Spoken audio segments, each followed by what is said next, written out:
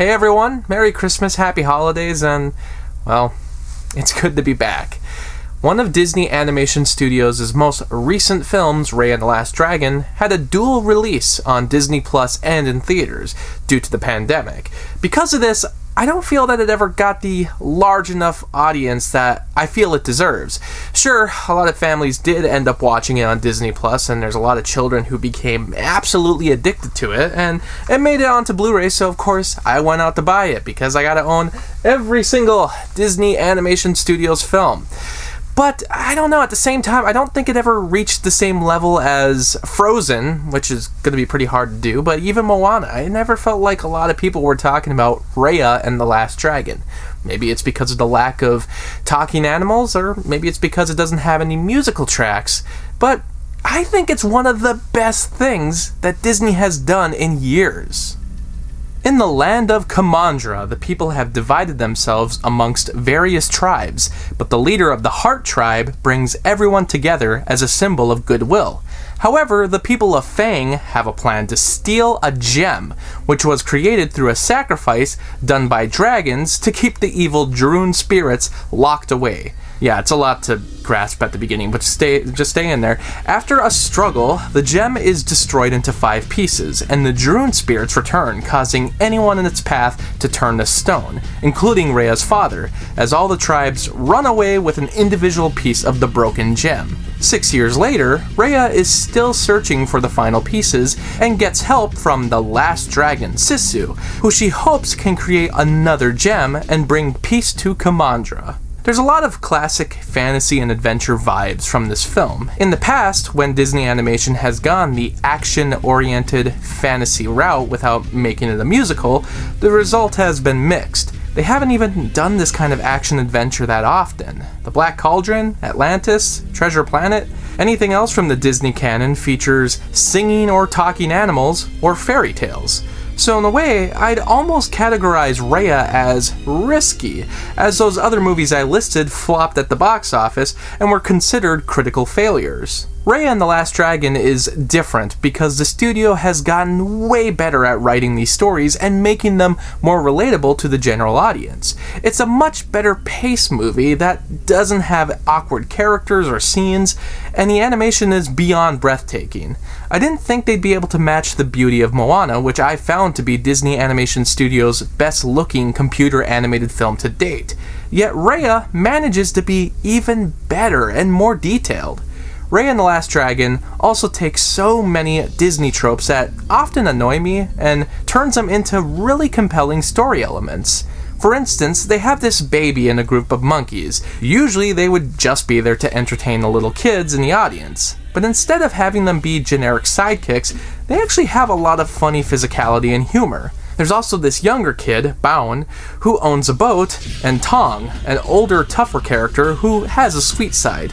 Usually when there's this many side characters, there's not enough time to get to know everyone, but they have so much personality that it makes each of them memorable. Plus they are all connected, since the Druun spirits attacked each of their tribes.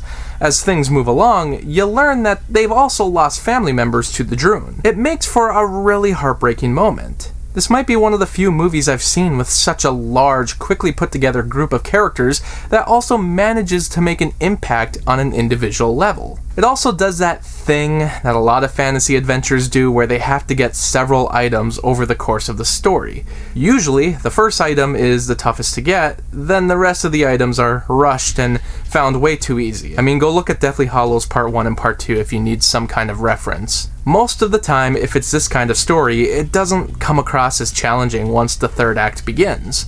But here, every piece of the gem has a different circumstance and solution, so it becomes more interesting to watch, and you don't lose focus. Each tribe has its own unique look, so you feel the dedication that was put into every scene. Raya herself is an engaging protagonist. She's tough and a good fighter, and we see from a young age that she was trained by her father. She has a love for community, but you can see even from the beginning that she doesn't automatically trust people.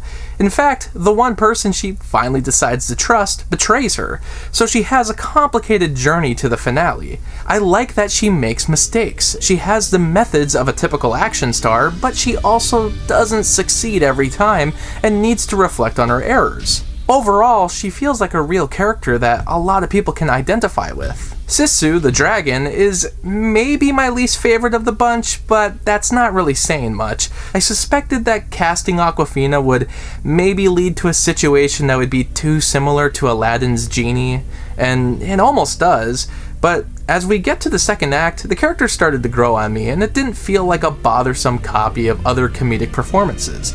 It's not like Sisu does a bunch of pop culture references, but then again, like the genie, she is magical and can transform. Actually, I didn't like when Sisu turned into a human. I thought it was a cheap way to avoid animating the dragon and a generic way for her to sneak around the environment. But granted, they make enough of a reason for it to be necessary, and by the end, Sisu is pretty lovable. I also love the look of these dragons. It's not what I'm normally used to, which is usually the big wings and dinosaur-looking bodies. Here, they don't have wings, looking more like a salamander that can fly. They don't just coast through the sky, they're performing this jumping movement as they're climbing stairs made of water. It's so appealing to look at, and so different from other fantasy adventures. The ending is quite epic, and tests the audience's emotions.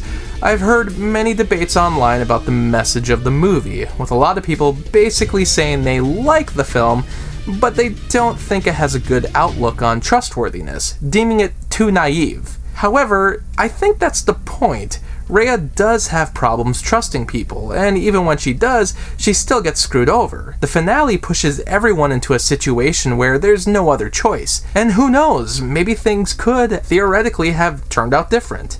It's a tough message because trust is one of the hardest and most heartbreaking things that many people experience.